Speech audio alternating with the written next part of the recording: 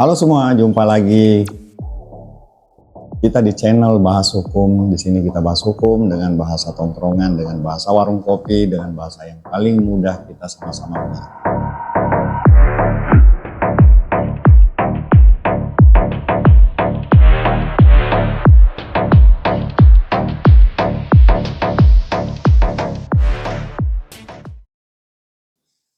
Teman-teman sekalian, ada banyak hal yang tindakan orang lain yang merugikan kita anggap itu sebagai suatu tindak pidana dan kemudian langsung lapor polisi.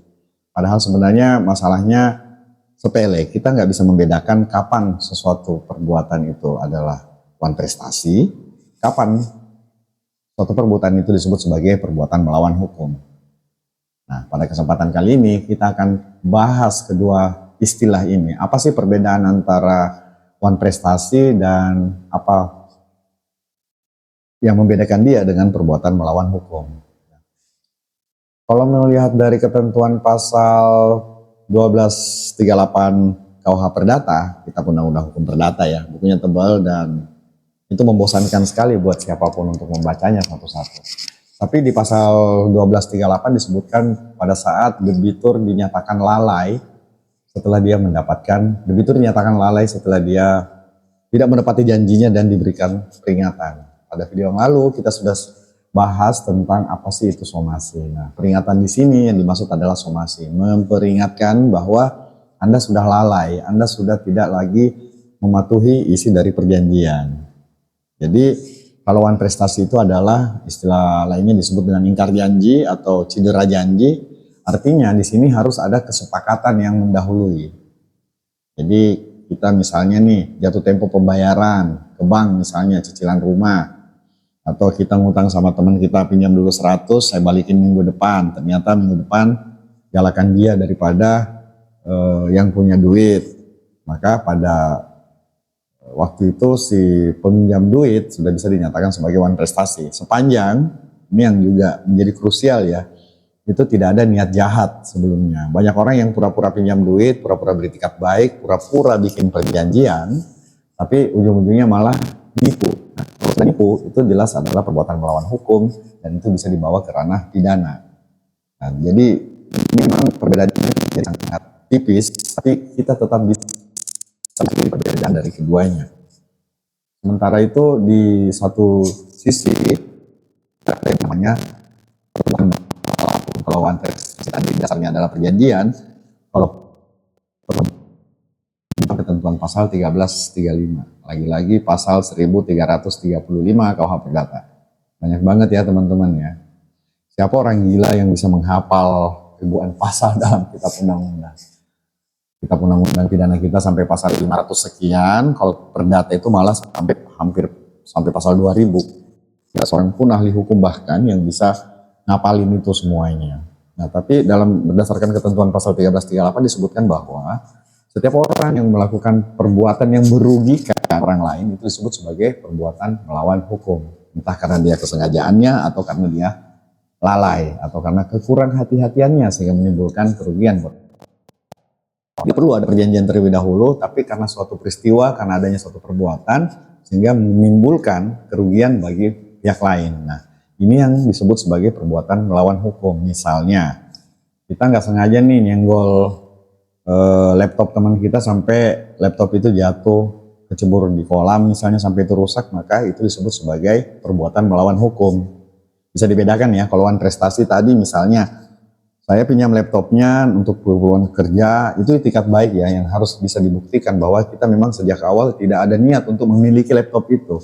Nah, tapi karena sesuatu dan lain hal, aduh sorry, hari ini saya sibuk banget dan tidak bisa kembalikan tepat waktu laptop yang saya pinjam. Karena kan dasarnya tadi itu perjanjian ya.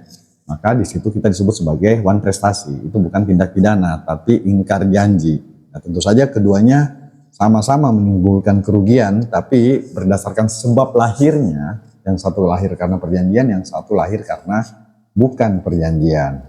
Nah, ini yang kadang-kadang juga aparat kepolisian kadang-kadang tidak atau sulit mengidentifikasi yang mana satu perbuatan itu yang dikategorikan sebagai one prestasi dan yang mana yang dikualifikasikan sebagai perbuatan melawan hukum. Sehingga dengan bisa membedakan ini dengan jelas, kita tahu langkah hukum apa yang harus diambil atas dua kondisi ini. Jika wan prestasi, maka langkah yang kita tempuh adalah dengan mengajukan peringatan atau pada video yang lalu kita sebutnya somasi ya. Nanti bisa lihat di video kita yang lalu. Tapi kalau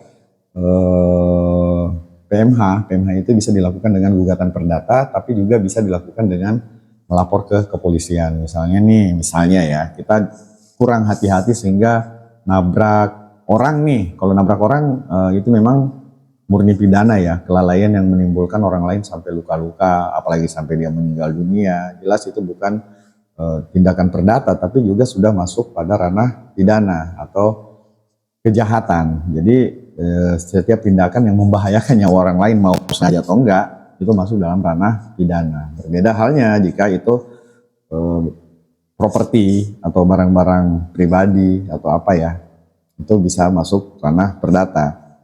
Misalnya kita kurang hati-hati nabrak kendaraan kita nabrak pagar orang atau nabrak rumah orang sampai roboh, ya nggak ada niat jahat di situ, maka itu disebut dengan perbuatan melawan hukum karena dasar terjadinya tidak ada perjanjian yang mendahului sebelumnya. Berbeda jika misalnya tadi ya kita pinjam barang atau kita pinjam uang, tiba saatnya jatuh tempo kita tidak atau terlambat memenuhi perjanjian itu, maka itulah yang disebut dengan cedera janji, ingkar janji atau dalam istilah hukum perdata disebut sebagai wan prestasi berdasarkan ketentuan 1238 KUH Perdata. Oke teman-teman, jadi setelah kita tahu perbedaan antara wan prestasi dengan perbuatan melawan hukum, lantas apa solusi yang harus kita tempuh jika menghadapi kedua situasi ini? Jika kita mengalami wan prestasi, di mana seharusnya kita mendapatkan prestasi ya, jadi prestasi itu sesuatu yang menjadi hak kita, yang merupakan kewajiban bagi pihak lain, gitu. Dan kontraprestasi itu adalah hak kita untuk mendapatkan pemenuhan atas prestasi yang sudah kita lakukan terlebih dahulu. Misalnya, kita udah ngasih pinjaman duit, maka sebagai kontraprestasinya adalah kita berhak atas pengembalian sejumlah uang atau pengembalian barang tertentu atau pengerjaan tertentu nih. Misalnya seseorang tukang nih, seorang engineer atau seorang teknisi, nanti bangunan ini seorang desainer ya, nanti bangunan ini akan saya selesaikan gambarnya dalam 1 bulan, katakanlah seperti itu. Nah, rupanya karena sesuatu dan lain hal, saya gagal memenuhi perjanjian 1 bulan itu sehingga kemudian molor menjadi lebih dari itu, menjadi 2 bulan, maka pada saat itu saya sudah dinyatakan wan prestasi. Maka pihak yang seharusnya menerima kontraprestasi itu melayangkan surat peringatan atau kita sebut sebagai somasi untuk mengingatkan kita bahwa kita telah melakukan tindakan cedera janji, tidak melakukan prestasi di waktu yang sudah diperjanjikan.